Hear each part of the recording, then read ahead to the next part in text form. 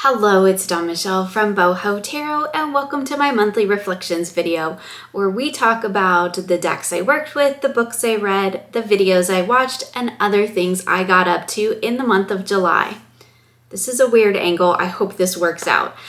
So before we jump into all the goodies, and there will be timestamps below just in case you want to jump around this video, totally cool. But before we jump into all the decks and books and stuff, I do just want to make a couple of quick announcements. The first having to do with the memberships on my channel. So memberships are a new thing for me, and as I've been kind of working my way through what membership is going to look like here on my channel, I've made a few changes moving forward for August. Those of you who are in the membership, hopefully you've already managed to catch those posts that relate to this so that this won't be a big surprise to you. But the big thing that I have decided to do is to kind of do an all-in-one membership on my channel. I don't think tiers really work for me at this point because I don't really have different type of content that I offer, right? Everything I offer is pretty much along the same lines, and so for me it just felt more organic to just kind of put everything into basically there is a membership tier, right? You can be a member. I am leaving the Wanderer tier, which is basically like just the kind of thank you tier if you just want to really support what I do here in a general sense and you really don't want to commit to additional content. That's a great tier for that, and I am leaving that one. And what I'm going to be doing moving forward in August is I'm dissolving that middle tier, which was the seeker level, and I'm just going to have the one Weaver membership tier for right now and for the foreseeable future. The biggest reason for that change is because I have discovered that I'm not a live chat person, right? Like, I'm fine if I'm on somebody else's live chat, like when I go hang out with Lisa or when I go hang out on the Three Fat Readers channel. Like, that's totally cool. I can do that. But in terms of just me being the only person like on camera, I'm not so good at that. And so I went back and forth about that, and I've really just kind of come to the kind of realization that I don't think I'm a live chat channel. I just don't think that's in line with what I do and who I am. And so the main reason for the seeker tier was for the live chat. So in removing the live chats from the membership and probably my channel as a whole, I mean, I'm not going to say that I'm never going to do a live chat, but being committed to doing them didn't feel super authentic to me. And I felt like that the content that I could provide to my members would be much better served if I was working in a format or a situation that was a bit more comfortable for me. So I can offer much more in-depth content that way. So long story short, I basically deleted that middle tier, and now I just have the Wanderer level and the Weaver level, and in the Weaver level will be all the videos that I've been doing, the in-depth videos on my practice and the little short videos, which are me just sharing random things here and there. All of that will be in the Weaver level moving forward. So I just wanted to let everybody know because that is a change in the membership program that is happening starting in August. So it's actually already happened because it happened on August 1st. And so that will be the case moving forward. So no more live chats for me, at least for a while. I just don't think I'm a live chat person, and that's okay. Like, not every channel has to be a live chat channel, and that's totally cool. We can each have, unique offerings on our channel, and that's what makes our community so wonderful and diverse, because we all have something different that we can offer. So enough babbling, let's talk about the decks, because I know that's why you're really here. So let's flip the camera around and look at the decks that I worked with throughout the month of July. So I changed things up a little bit in July with how I was working with my decks. I had one main deck that I was using for like my main weekly readings, and then I had another deck that I was using for the monthly prompts that we were doing over on my Facebook group. So I didn't do a ton of like pairing, so I'm not really going to be pairing any decks up here today. And I know I apologize because I know for some of you that's like your favorite part. It's my favorite part too, and I definitely am looking back to getting back to that practice next next month. But for July, I just ended up working with those main decks and just kind of focusing in on those for each of the things that I was doing. So my main working deck really for July was the Dame Darcy Mermaid Tarot. I forget which edition this is. I think I play this game all the time with this deck. It's the 2018 edition, if that helps. It comes in the magnetic box, and it's the one that has the matte gilding on the side, which I do quite love.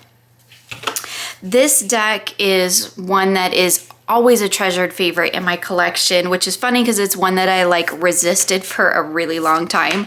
I did just do a really in-depth video on this particular deck, so I'll leave that linked in the description box below in case you want to check it out. So I won't go too much into detail here, but I love the fun kind of quirky nature of this deck, but there's a lot of depth here too, and I do quite enjoy it. It's just such a fun deck to work with. It has a great energy, definitely takes me kind of to that beachy realm, which I love.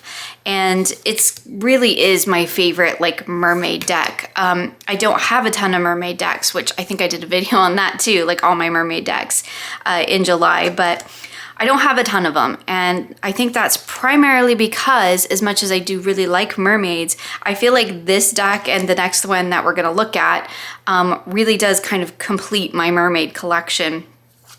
This deck is definitely my favorite by far.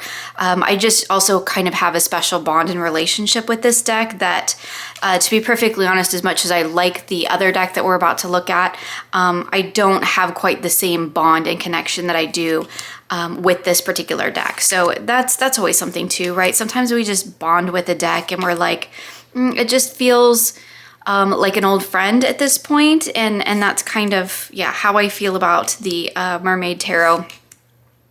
I've done a lot of work with it, I've spent a lot of time with it, and this Two of Cups, like for the first, I think like a year that I had this deck, this Two of Cups came up all the time in readings for me, so it was, yeah, just kind of funny. But anyway, I really do enjoy the deck. I enjoy the artwork in it. Anyway, let's flip a few cards over just so we can see. We've got the High Priestess, the King of Wands. He recently came up for me. And the Two of Wands.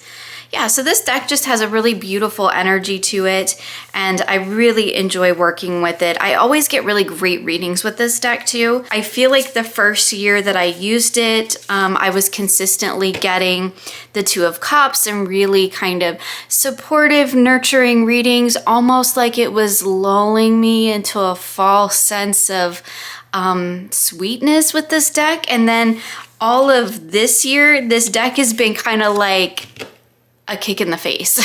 So it really, I guess it really does kind of just do whatever it is that I need in the moment. You know, I guess in 2020, yeah, we all needed some support, right? And this deck was really great about offering me that support. And this year in 2021, it's like, okay, now it's time to get back to reality, and here's the hard lessons that you need to know and that you need to be looking at, and we're done being nice and sweet. So I do really appreciate when a deck can kind of span the gambit there of offering those, like, oh, like this, the Six of Cups, right? This super sweet, charming energy that just makes you feel all warm and cozy, but then, you know, it can also kick you in the butt when you need and be like, all right, enough playing around, like let's get to work. So yeah, I really, really enjoy the Dame Darcy Mermaid Tarot. It's definitely my favorite mermaid deck. I do tend to only work with it in the summer though. And that's something maybe I'd like to try to pull it out like in the dead of winter and see how it reads for me. So that's something I'm going to try to remember to do this year. This deck does sit up on a little like kind of mermaid shelf that I have. So I do see it. So hopefully I will remember that that's something that I wanted to do in the winter time, because I think it would just be really interesting. So that was the Dame Darcy Mermaid Tarot. So the other mermaid tarot that I worked with and I made a little bag for, oh, and I edged this deck, is the Mermaid Tarot by Lisa Robertson. And I do actually still have the book out too. Anyway, I have, oh, here's what I edged it in case you haven't seen that. So I edged it in the kind of gold color to go with the center solar orb that's kind of in the center of this deck. So I definitely enjoyed that edging process, and I think it looks fantastic. I, again, have done a walkthrough of this deck. I did really enjoy reading the guidebook. There's some really interesting nuggets in here. And I did work with the guidebook alongside this deck most of the time. And like I said, I used this deck for our Into the Deep tarot prompts that we did on my Facebook group. If you're unfamiliar with that group, there's a link for that in the description box below as well. But the last few months we've been doing like kind of group prompts where I put out 3 different prompts every week. And we've been doing that for the last couple months. So this is the deck that I used for Into the Deep. I'm going to move this out of the way so we can kind of dive into the cards. As I said in my walkthrough, this deck has a lot more depth than I gave it credit for. And the funny thing is that this is very much a water deck, right? I mean, it's mermaids, it's under the sea, but the suit of wands, I think, in this deck is the most powerful because it captures fire in a water element so beautifully. And there's a lot of really wonderful things going on in this deck that, again, as I mentioned in my walkthrough, I would not have picked up on if I hadn't read the guidebook. If you've seen some of my other like videos and walkthroughs and stuff, like I'm a big fan of guidebooks, especially when they're guidebooks that are done really well. And I do still use the guidebooks with my decks, like all the time, even though I've been reading tarot for a couple of decades now. I do still use my guidebooks all the time. And when they're well written, I find that I gain a better understanding of the deck itself and that it really opens up my language in working with that particular deck. And I really enjoy that. But I mean, look at this Queen of Wands. I mean, this is fire in a water suit. How beautiful is that? I do quite like the Major Arcana in this deck too. I mean, this High Priestess is fantastic. The Suit of Swords is really beautifully done. I mean, it's just a fantastic deck. The Pentacles are my least favorite suit in this deck, which is kind of sad because that's my favorite suit overall, but that's okay because the deck is so beautiful. And they have done such a great job really tying into the elements and the energy and providing depth, right? So I passed this off, as I mentioned in my walkthrough. When I first saw it come out, I passed this off as, oh, it's a Little Mermaid deck, right? I love The Little Mermaid, don't get me wrong. I could like quote the whole movie to you because I watched it as a kid and then my kids watched it. And my youngest went through a total Little Mermaid phase. So it was on all the time. And when I first saw this, I'm like, oh, it's Little Mermaid deck, which is cute, but I don't need it, right? And so then Llewellyn sent it to me to check out, and I have really, really enjoyed it. It has surprised me with the depth that this deck has. But really, I mean, just that those wands, the fire suit in this deck is amazing. I mean, the cups, the water suit is really wonderful too. And the majors. I mean, look at this Lovers card. This, I think, is like one of my favorite Lovers cards. It's just absolutely amazing. But look at this energy. Look at this movement. I mean, it's just, yeah. Anyway, I used this deck for all of the spreads in the Into the Deep prompts. And you'll see that in my tarot journal in the next video. Look at this star. Oh my goodness. Oh, this Hierophant. I love this Hierophant. I've heard from some other people that a couple of other people who've done walkthroughs and stuff, like they don't really resonate with this Hierophant. But I love this Hierophant as being really in the study of it, right? Of always working toward that inner knowledge. And I think it's just beautiful. So anyway, yeah, just an absolute gorgeous deck. I mean, I won't belabor it too long because that was my card for the main challenge or the main prompt that was throughout the month in the challenge that we did, or the prompts that we did. So yeah, look at that. Beautiful, beautiful deck. Okay, I won't belabor this one too much because I have a full walkthrough on it, but after working with it for a month, I do have to say that there is a lot of depth here and it is a really wonderful reader. I really enjoyed working with the deck and I really enjoyed reading the guidebook and tapping into the messages that I found in here.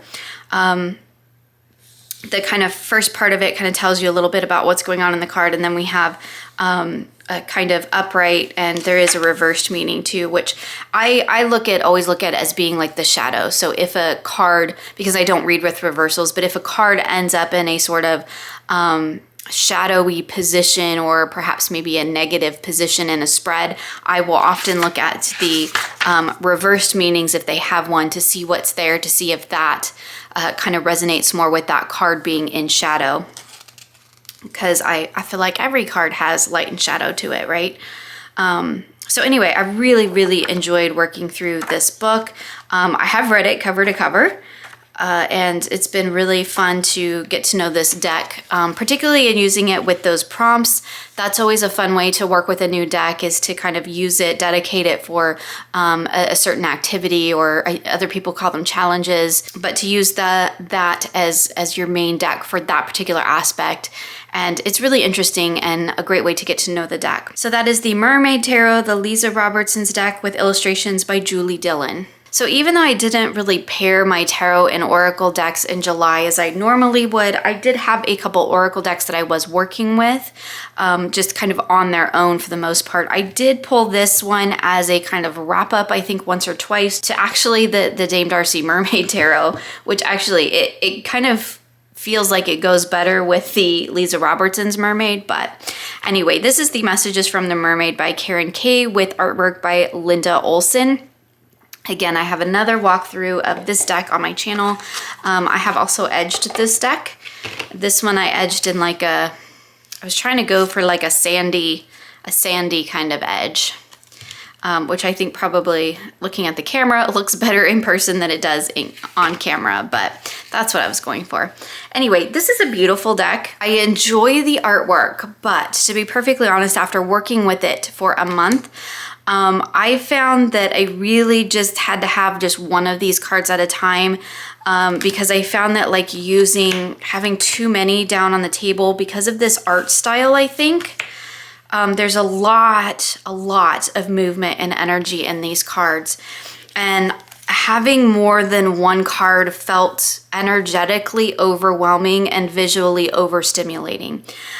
So I found that, and sometimes pairing it with tarot felt that way too. So, and I think that's one of the reasons why I didn't end up pairing it much with the Mermaid Tarot, because it just felt, we're gonna go on a little bit of a ramble here, but let me pull a couple of these out. It just felt sometimes like it was too much. I don't know. I've really discovered that I kind of like, for my oracle deck, if I'm going to do this configuration, I like for my oracle deck to be a little bit more minimalistic, I've found, or the other way around. I like to use really richly detailed decks with more minimalistic tarot. So I found, and I had the same exact issue with the Everyday Witch and the Everyday Witch Oracle. Trying to pair those two together, it did not work for me. They worked beautifully with other decks, but to do them together just kind of didn't work for me. And I think that's why that is, because I had the exact same experience with this deck, even though I think I paired this deck in the walkthrough with the Mermaid Tarot. I just found that like energetically and visually, these cards can be really overwhelming for me. So I kind of have to take them one at a time. So that's really how I was working with this deck, was to just kind of shuffle and pull one card at a time, just for kind of like a message in the moment. And that is really how I used this deck, because I don't think I included like a single reading in my journal with this deck. It was all just pulling a card in the moment, almost daily. I mean, I did pull this out almost daily to just kind of pull a card. Sometimes I did it at the end of my reading session or my journaling session or whatever I was doing in terms of that kind of work. Sometimes I did it at kind of like the end of my work day. So when I was done kind of working and I'm ready to like shift from work mode to family mode, right? Sometimes I would pull one of these cards. The keywords don't always align for me, because sometimes the keywords, like I don't see truth in this card. And so I kind of had to turn to the guidebook from time to time, which is okay. It's not really my favorite thing to do with an oracle deck. I kind of like them to be a little bit more like on the nose, so to speak. Like, I don't really want to have to work at it when it comes to Oracle. I want the message to just be right there on the forefront, because I feel like I work at it with tarot, right? Tarot requires me to dive deep and get to the, you know, that nitty gritty beneath. And when it comes to Oracle, I really just want my Oracle to be like on the surface, right? I don't want to work at it. And that's kind of one of the reasons why I like to pair tarot and Oracle, because the Oracle feels like it kind of brings that deeper message to the front, and it kind of makes it a little bit more like obvious, right? But anyway, it's a beautiful, beautiful deck, but sometimes it didn't really work with me at the keywords. I didn't get the correlation, and I think that's because this is pre-existing artwork and the keywords were added, you know, after the fact, which is often the case with Oracle decks. But sometimes it works for me really well, and sometimes it really didn't. So that was kind of my experience with this deck. The artwork is absolutely beautiful, but I kind of found it a little bit overwhelming to actually work with tarot. So that's my review of working with this deck for a month. It's beautiful. It really, really is. But I found it to be a little bit overwhelming at times, and maybe that's just the headspace that I'm currently in. Summer is not my favorite season, and I tend to be a little bit more tired and overwhelmed and sensitive during the summer months. I think it's like too much solar energy for me, and it tends to be a bit overwhelming. So I think that a deck like this, where the artwork is very visually energetic, doesn't always work for me in the summer. So again, this might be an interesting one to maybe pull out in those deep, dark winter months and see how it works for me. So that is the Messages from the Mermaids by Karen K, with artwork by Linda Olson. So another deck that I worked with this month, and again, this one I used a bit with our prompts in the Facebook group, and a bit just to pull cards in the moment. My turtle is still on top. This was my Sea Spirit guide for the month, in correlation with the Into the Deep prompts. But I also used this deck quite a bit throughout the month. Again, just pulling it for sort of those mindful messages, just kind of the in the moment. I love this card. This deck has lots of whales in it, it just makes my heart happy. We have narwhals. I mean, it's just, yeah, it's a beautiful, beautiful deck. And I did also pull this one in for some of the Into the Deep readings with the Mermaid Tarot, which I guess I could show you that real quick, because that actually does make a pretty beautiful pairing, and I don't know if I've shown that before. So just real quick, just so we could do one pairing, let's just do one pairing. I found that this works better for me than the Mermaid Tarot. And again, it's hard to verbalize why that is, but because this is not like super minimalistic artwork, right? It's definitely full scene being depicted. It's all the colors, it's all the movement, but this deck has a bit of a calmer energy, a bit of a more gentle energy. And I feel like this actually works really well with the Mermaid Tarot, and I did use it quite a bit with it. Look at this, we have resilience between the Tower and the Fool. There's no need to rush or push. This is a time to take things as they come. You have the determination and patience to handle what is happening. That's a beautiful message. But yeah, I really love the calming energy of the Whispers of the Ocean. Again, it does pair really beautifully with the Mermaid Tarot. Sometimes I can't always articulate exactly why I like a pairing, but I feel like to me this works better than this does. This like adds too much energy to the deck, whereas this kind of brings a little bit of calm to the reading. And again, like I said, it might just be the mindset that I am currently in, because summer's a hard season for me, or out of all the seasons, it's the hardest one for me. I'm definitely more of a fall and winter person. So I think adding a bit of calm to my readings just really does help me personally during this time. And so maybe in another season I would feel totally different about this, but I just feel like these two decks work really, really well together. So yeah, just a really beautiful deck, and I really enjoy working with this one. I love the animals on it, and it has orcas, and you know me and my orcas. I love orcas. Anyway, yeah, just Gorgeous, gorgeous artwork. There is such a, for me anyway, because I love the ocean. The ocean is like the place where I feel the most like revitalized. I grew up on the ocean. My husband and I are hoping, well, okay, I'm hoping and he's like, okay, whatever. But I'm hoping to eventually get back to the ocean. I mean, granted, the beaches here in the Pacific Northwest aren't the same as they are down in Southern California, but it's still the beach, it's still the ocean. And I feel most at home and most in myself when I'm at the beach. And so I think that that's what the draw is for this particular deck for me, is that it feels like, I don't know, like home. Like I feel like I was probably like an ocean animal in another life type of thing, right? So anyway, that is the Whispers of the Ocean Oracle. I'm sorry I don't have the box here to show you or the guidebook because I don't use it. I just work with this deck with the images and the beautiful little messages on the cards. So in keeping with my sort of mermaid ocean theme I was using the Magical Mermaids and Dolphins. This is the Doreen Virtue edition. I don't even know if this is still available, you guys. I'm sorry, I'm gonna have to check. I feel like it is because I bought this not too long ago. I had a copy of it. I don't know where it went. And then I rebought it not too long ago. Anyway, I was using this as my bedtime card pull. So every evening before I go to bed, as part of like a kind of little meditation, kind of winding down session that I do in every evening before bed. And I usually pull a card from a deck for kind of like a message to sit with me or to kind of support me. And more than like a wrap up for the day, it's more of like a supportive message.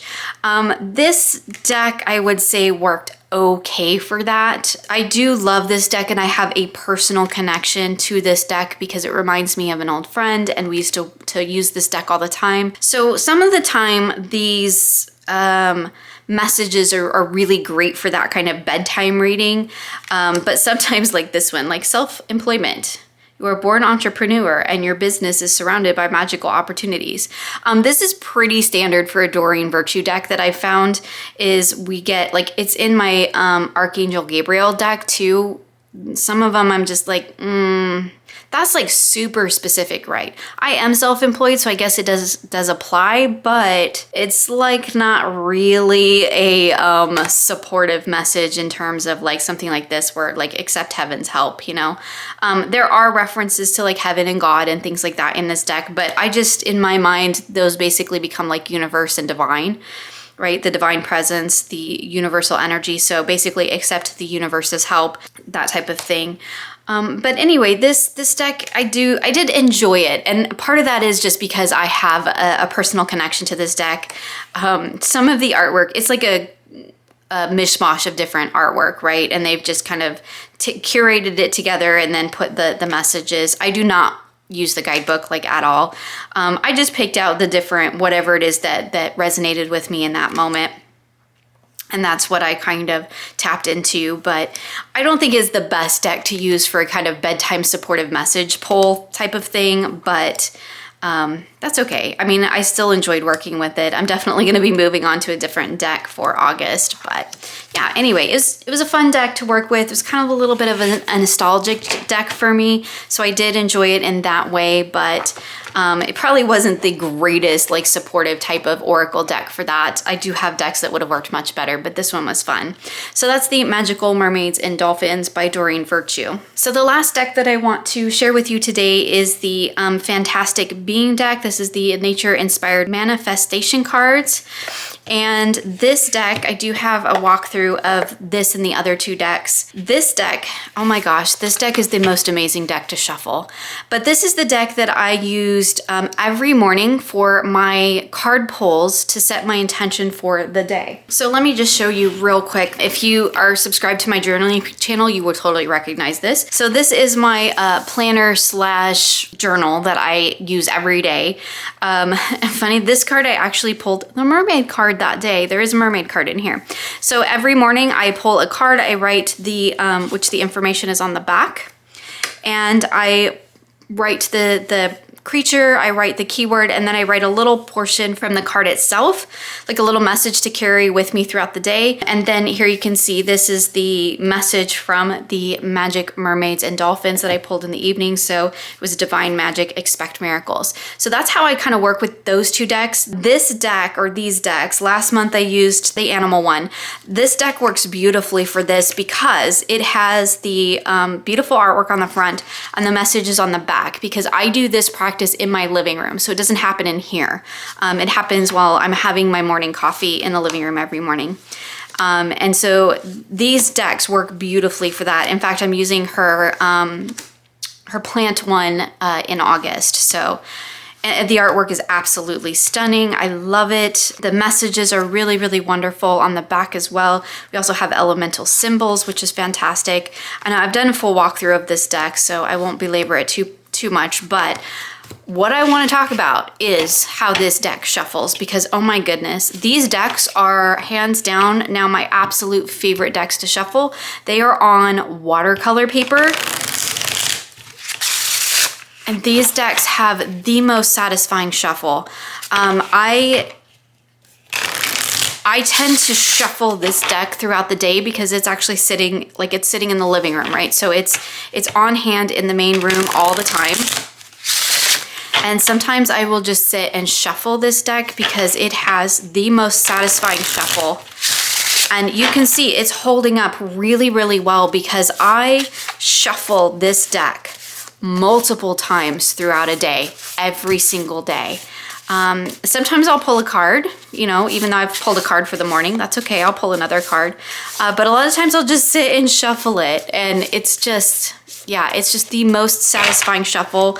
I mean, it's not even like traditional cardstock, right? It is on really thick watercolor paper. There's no core. It's got a really, really flexible bend to it. It's textured. It's this beautiful linen finish.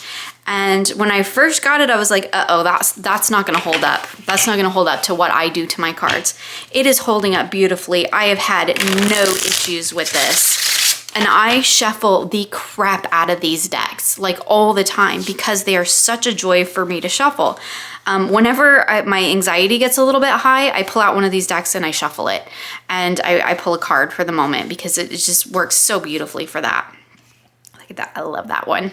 So anyway, it's just an absolutely gorgeous deck. And like, I wish every single tarot deck came on this cardstock. It's amazing. And I'm hoping that Rebecca creates many, many, many more decks because I want them all, because this cardstock is amazing. So anyway, that was the deck that I was using for all of my morning pulls throughout the month of July, and that's the Fantastic Being Nature-Inspired Manifestation cards. So that was a look at the decks that I worked with throughout the month of July. You can see that I definitely had a theme going on. I seem to do a mermaid ocean theme like once a year. I don't know if it's always in July, but it's always like July, August most of the time. Probably because in a, well, pre-pandemic world, those would be the months that we as a family would be traveling to the beach at least once a month and having a little family vacation there. So I think that's why I tend to be drawn to those decks during this particular time of year. So now let's talk a little bit about some of the books that I've been reading. So you'll see in the selection of books that I've been reading throughout July that I am like immersing myself in tarot studies at the moment, which just kind of organically happened. And since it sort of organically happened, I'm kind of rolling with it.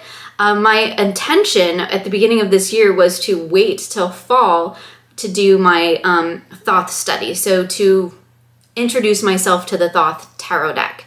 I had planned to do that in the fall. That didn't end up happening. It ended up happening in July, and it's just, like I said, organically happened. So I found that I was collecting more books, collecting more decks that were in line with the Thoth, and I thought, you know, I just really need to go ahead and jump into this. So the books that I've been reading do primarily fall into that category. I'm currently doing what I'm calling a classic tarot study. So I am studying in depth the actual Waite-Smith system and the Thoth system. So I'm doing a study of both of those in depth, along with, I keep saying comparison, but I don't know that you can really do a real comparison between those two decks because they are very, very different. But we'll see how it works out because, again, while I am very, very familiar with the Waite-Smith system, I am still very much getting to know the Thoth system. So I'm not really sure how that's all going to work out. But my original intention is to kind of learn a little bit more about the history of the Waite-Smith system. So that's kind of where I'm at because I know the deck. I know how to read the cards, but I'm refreshing myself on the traditional Waite's interpretations for each of the cards. So kind of refreshing my knowledge on that, as well as learning a little bit about the history of the deck itself and all of that good stuff. So really nerdy stuff. That started with the Secrets of the Waite-Smith Tarot, which I am really enjoying. I've worked my way all through the introduction section, made my highlights. I do have a journal that I'm also working in throughout this whole process so that I can really dive deep into each of these systems. But I really am enjoying this book. It's very easy to read. I haven't gotten to the actual card interpretations yet because basically what I'm doing is I read the introduction on this particular book, and then I'm currently reading the introductory material in Duquette's Understanding Aleister Crowley's Thoth. And that has been a much deeper read than the Secrets of the Waite-Smith Tarot. So I've already read the introduction in that. So now I'm on to this book where I'm going through all that introductory material. And man, there's a lot of it here because there is stuff about the Kabbalah, the Tree of Life, astrology, and it's a really great primer. I think it gives you enough to just kind of get you going with this deck. And I'm going to be moving into the card interpretations as well here shortly. I also purchased Tarot Deciphered, which I am planning on using as more of a reference material between these two studies. I haven't really jumped into it to sit down and read it page by page. I'm kind of thinking this is more going to be a dip in and out of. I'm also listening to, not a book, but a podcast, the Fortune's Wheelhouse podcast. I actually just listen to that anytime I'm in my car. So it's kind of just absorbing the information. So on a personal level, so in my personal growth practice, I am currently reading Whole Body Healing, which has been interesting. I'm not that far into it because, to be perfectly honest, my tarot studies have kind of taken the whole of my reading time up, which is totally cool. I'm super excited about it. So, but I am dipping into Whole Body Healing. That's more in line with some of the stuff that I'm doing in terms of my personal health, in my personal life, and doesn't have anything to do with really tarot. But it is a book that I'm currently reading and that I'm enjoying. For fiction, I'm still reading Walking the Threads of Time, which is the second book in this series. I think it's going to be a series. I am reading through it very slowly, and that's mostly just because, like I said, most of my reading time has been dedicated to my tarot studies at this point, so I haven't had a lot of time for fiction reading, and that's totally okay. I'm not even I haven't been watching much TV or really even a whole lot of YouTube because I've been kind of immersed in the tarot studies and then, of course, making content and things like that. So there hasn't been a lot of other stuff going on besides that for me throughout the whole month of July. Speaking of videos, let's talk about some of the channels that I've been watching. So rather than talking about individual videos, I kind of just want to talk about a couple of channels that I've been watching. And then I realized as I was making this list, they're all A's. So the first channel that I've been watching quite a bit of lately is Anna from Astro Lady Tarot. I've been aware of her channel and I've watched it quite a bit. She did a How Am I a Cliche Tarot Reader tag that's been going around the community that is so much fun and I'm totally planning on doing in August.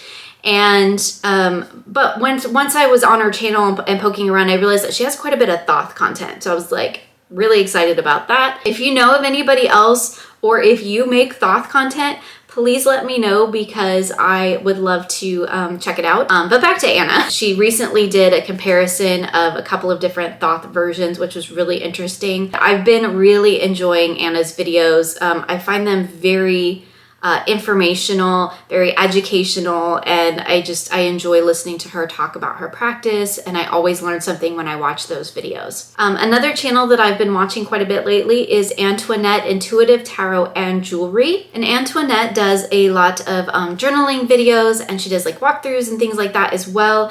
But I've been really enjoying the journaling ones. Those are the ones that I've been watching quite a bit in July, kind of catching up on those past videos that I missed the first time around. So it's been really fun to catch up and see how Antoinette does her tarot journaling. It's really fun. Antoinette does have other content too, which is really great, and I really enjoy watching. So another tarot tube channel that I always enjoy is Rochelle's channel, Amethyst Ascension. I really enjoy Rochelle's personality and how she approaches and shares her practice. It's really wonderful. She recently did a witchy haul, which was just so much fun. I mean, we all love a good haul video, right? Let's be honest. We love a good haul video. We love a good declutter video. I really enjoy her perspective on things, and I think she's just good fun to watch. So be sure you go over and check out Rochelle at Amethyst Ascension, Antoinette at Antoinette Intuitive Tarot and Jewelry, and Anna at Astral Lady Tarot. Please go check them out, subscribe, show them some love. I know it's greatly appreciated. So I think that's it for me today. I do hope that you all had a wonderful July, and I wish you many blessings moving into August. Thank you so much for joining me today, and I look forward to seeing you again soon for more creative tarot for an inspired life.